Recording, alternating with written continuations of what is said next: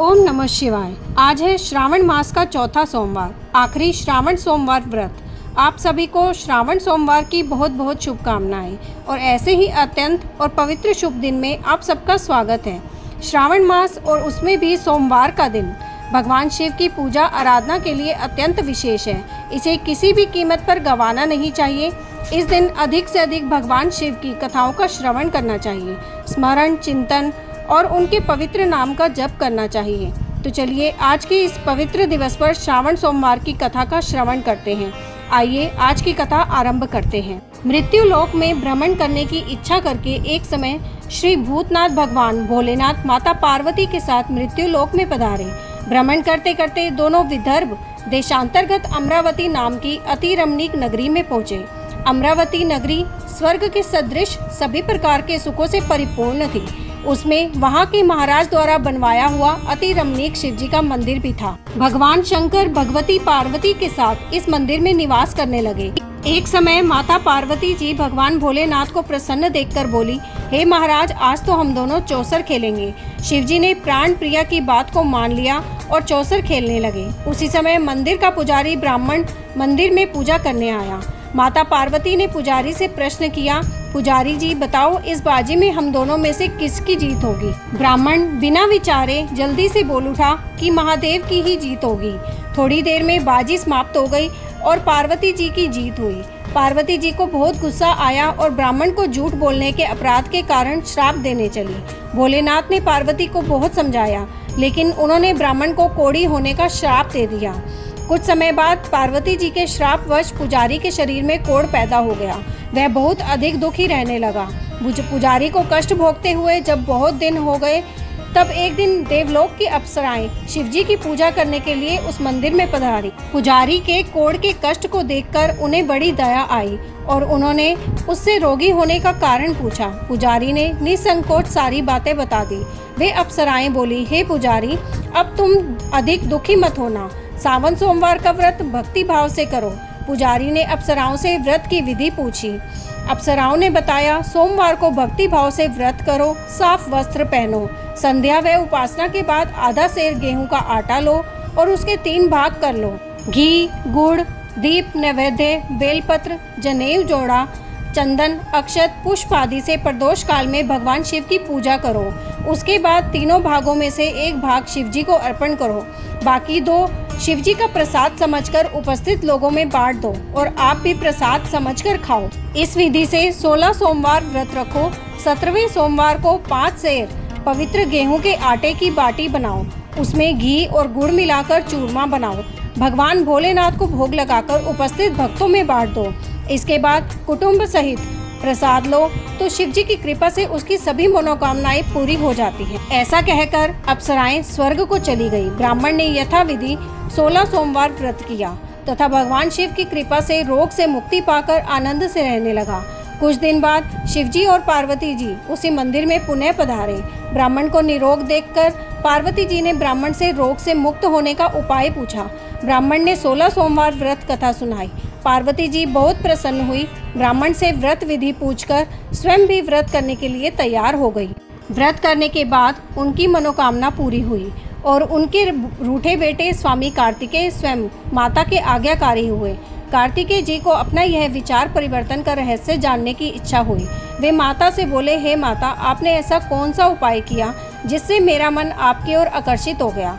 पार्वती जी ने वही 16 सोमवार व्रत की कथा उनको सुना दी।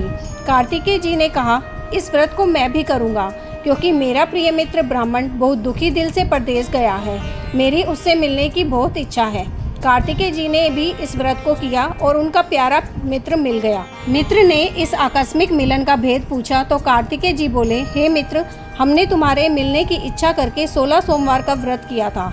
अब तो ब्राह्मण मित्र को अपने विवाह की बड़ी चिंता हुई। उसने कार्तिकेय जी से व्रत की विधि पूछी और यथाविधि व्रत किया। व्रत के प्रभाव से जब वह किसी कार्य से विदेश गया तो वहाँ के राजा की लड़की का स्वयंवर था।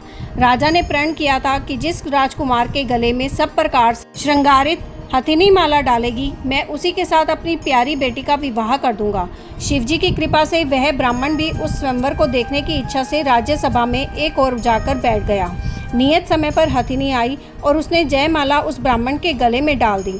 राजा ने अपनी प्रतिज्ञा के अनुसार बड़ी धूमधाम से अपनी कन्या का विवाह उस ब्राह्मण के साथ कर दिया और ब्राह्मण को बहुत सा धन व सम्मान देकर संतुष्ट की। ब्राह्मण सुंदर राजकन्या पाकर सुख से जीवन व्यतीत करने लगा।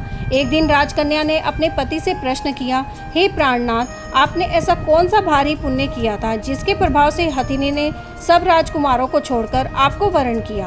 ब्राह्मण बोला, हे प्राण प्रिय, मैंने अपने मित्र कार्तिकेय जी के कथनानुसार 16 सोमवार का व्रत किया था, जिसके प्रभाव से मुझे तुम जैसी रूपवान पत्नी की प्राप्ति हुई। इस व्रत की महिमा को सुनकर राजकन्या को बड़ी हैरत हुई।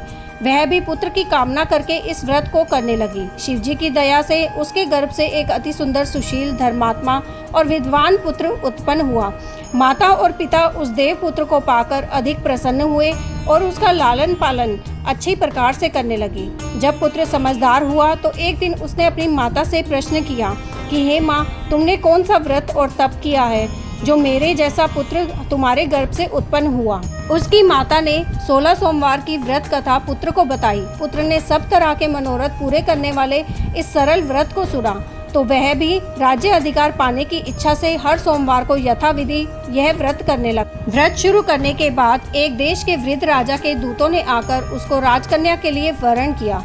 राजा ने अपनी बेटी का विवाह ऐसे सर्वगुण संपन्न ब्राह्मण युवक के साथ करके बड़ा सुख प्राप्त किया। वृद्ध राजा के दिवंगत हो जाने के बाद इसी ब्राह्मण को सिंहासन पर बैठाया गया, क्योंकि दिवंगत राजा का कोई पुत्र नहीं था। राज्य का उत्तराधिकारी होकर भी यह ब्राह्मण पुत्र 16 सोमवार व्रत करता रहा। जब 17वां सोमवार आया तो विप्र पुत्र ने अपनी प्रियतमा से पूजन सामग्री लेकर शिव पूजा के लिए शिवालय में चलने को कहा, परंतु उसकी पत्नी ने उसकी आज्ञा की परवाह नहीं की। दास दासियों द्वारा सब सामग्रियां शिवालय में भिजवा दी, परंतु स्वयं नहीं गई। जब राजा ने शिवजी का पूजन समाप्त किया तब आकाशवाणी हुई, हे राजा, अपनी इस रानी को राजमहल से निकाल दे, नहीं तो ये तेरा सर्वनाश कर देगी। यह आकाशवाणी सुनने के बाद राजा के आश्चर्य का ठिकाना नहीं रहा। उसने मंत्रणा गृह में अपने सभासदों को बुलाकर कहा, मंत्रियों, मुझे आज शिवजी की आकाशवाणी हुई है कि राजा तू अपनी इस रानी को राज्य से निकाल दे, नहीं तो यह तेरा सर्वनाश कर देगी। राज्य के मंत्री और सभासद आदि सब विस्मय और दुख में डूब गए, क्योंकि जिस कन्या के कारण उसे राज्य मिला था, राजा उसी को निकालने की बात कह रहा था। यह कैसे हो सकता था? पर राजा ने मंत्रियों की परवाह नहीं की। उसने अपनी पत्नी को राजमहल से निकाल दी। रानी दुखी हृदय से भाग्य को कोसती हुई राज्य से बाहर चली गई। बिना पत्राण, फटे हुए वस्त्र पहने, भूख से दुखी हृदय से भाग्य को कोसती हुई चली जा रही थी कि उसकी अचानक एक करुण बुढ़िया से भेंट हुई, जो सूत काट कर बेचने जाती थी। रानी की करुण दशा को देखकर वह बोली, चल तू मेरा सूत बिकवा दे, मैं बूढ़ी हूँ, भाव करना नहीं जानती हूँ। यह बात सुन रानी ने बुढ़िया के सिर से सूत की गठरी उतारकर अपने सिर पर रख ली। थोड़ी देर के बाद आंधी आ गई और बुढ़िया का सूत पोटली सहित उड़ गया। बेचारी बुढ़िया पछताती रह गई। उसने रानी को अपने से दूर रहने को कहा। इसके बाद रानी एक तेली के घर गई, जो शिवजी के प्रकोप के कारण तेली के सभी मटके उसी क्षण चटक गए। तेली ने भी रानी को अपने घर से निकाल दिया। बहुत से दुख उठाती रानी एक नदी के किनारे गई तो नदी का सारा जल सूख गया। उसके पश्चात रानी एक जंगल में गई। वहाँ सरोवर में पानी पीने गई तो उसके हाथ का स्पर्श होते ही सरोवर का नील कमल के समान जल असंख्य कीड़ामय होकर गंदा हो गया। रानी ने भाग्य पर दोष आरोपण करते हुए उस जल को पीकर पेड़ की शीतल छाया में विश्राम करना चाहा, परंतु वह जिस पेड़ के नीचे विश्राम करती उस पेड़ के पत्ते तुरंत टूटकर गिर जाते थे। वन, सरोवर, जलाशय की ऐसी दशा देख गऊ चराते ग्वालों ने अपने गुसाई जी से, जो उस जंगल में स्थित मंदिर में पुजारी थे, उनको यह बात बताई। गुसाई जी के आदेश अनुसार ग्वाले रानी को पकड़कर गुसाई जी के पास लाए। रानी की मुख कांति और शरीर शोभा देख गुसाई जी जान गए कि यह अवश्य ही कोई विधि की गति की मारी कुलीन स्त्री है। पुजारी ने रानी से कहा, पुत्री, मैं तुमको अपनी पुत्री के समान रखूंगा। तुम मेरे आश्रम में आकर रहो, मैं तुम्हें किसी प्रकार का दुख नहीं होने दूंगा। गुसाई जी के वचन सुनकर रानी को धीरज हुआ। वह आश्रम में रहने लगी। रानी जो भोजन बनाती उसमें कीड़े पड़ जाते, जल भर कर लाती उसमें भी कीड़े पड़ जाते। रानी की यह दशा देख गुसाई जी भी बड़े दुखी हुए और रानी से बोले, हे पुत्री, तुम्हारे ऊपर कौन से देवता का प्रकोप है जिससे तुम्हारी ऐसी हालत हुई है? पुजारी जी की बात सुनकर रानी ने शिवजी महाराज के पूजन का बहिष्कार की बात बताई। तो पुजारी जी शिवजी महाराज की अनेक प्रकार से स्तुति करते हुए रानी से बोले कि पुत्री, सब मनोरथ पूरे करने वाले 16 सोमवार व्रत को करो, उसके प्रभाव से इस कष्ट से मुक्त हो सकोगी। गुसाई जी की बात मानकर रानी ने 16 सोमवार व्रत किए। 17वें सोमवार को विधि विधान सहित पूजन किया। उस पूजा के प्रभाव से राजा के हृदय में विचार आया कि रानी को गए हुए बहुत समय बीत गया, न जाने कहाँ कहाँ भटकती होगी, उसे ढूंढना चाहिए। यह सोचकर रानी को तलाश करने के लिए राजा ने चारों दिशाओं में दूत भेजे। वे दूत रानी को तलाश करते हुए गुसाई जी के आश्रम में पहुँचे। वहां रानी को पाकर उनसे रानी को अपने साथ ले जाने का आग्रह करने लगे, परंतु गुसाई जी ने मना कर दिया। दूत चुपचाप वहां से वापस लौट आए और राजा को रानी का पता बतलाया। रानी का पता पाकर राजा गुसाई जी के आश्रम में गए और उनसे कहा, महाराज, जो देवी आपके आश्रम में रहती है वह मेरी पत्नी है। शिवजी के प्रकोप के कारण मैंने उसे त्याग दिया था। अब मैं भोलेनाथ की कृपा से उसे लेने आया हूँ। कृपया मुझे अपनी पत्नी को साथ ले जाने की आज्ञा दें। यह सुनकर गुसाई जी बड़े प्रसन्न हुए। उन्होंने रानी को राजा के साथ जाने की अनुमति दे दी।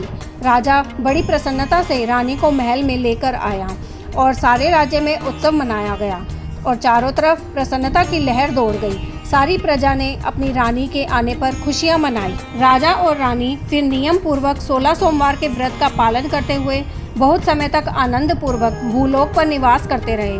अंत समय में दोनों को मोक्ष की प्राप्ति हुई। इस प्रकार जो मनुष्य 16 सोमवार के व्रत को श्रद्धा पूर्वक करता है, उसकी सभी मनोकामनाएं भगवान शिव जी की कृपा से पूर्ण होती हैं और उसे मोक्ष की प्राप्ति होती है। तो ये थी 16 सोमवार की व्रत कथा। ऐसे ही भगवान शिव की कथाओं का श्रवण करना चाहते हैं तो हम रोज श्रावण मास महात्म्य का संपूर्ण अध्याय लेकर आते हैं। उन्हें सुनने के लिए आपके अपने चैनल एस्ट्रो नॉलेज को सब्सक्राइब कर लीजिए ताकि आने वाले वीडियोस के नोटिफिकेशन आपको मिल सकें। ओम नमः शिवाय।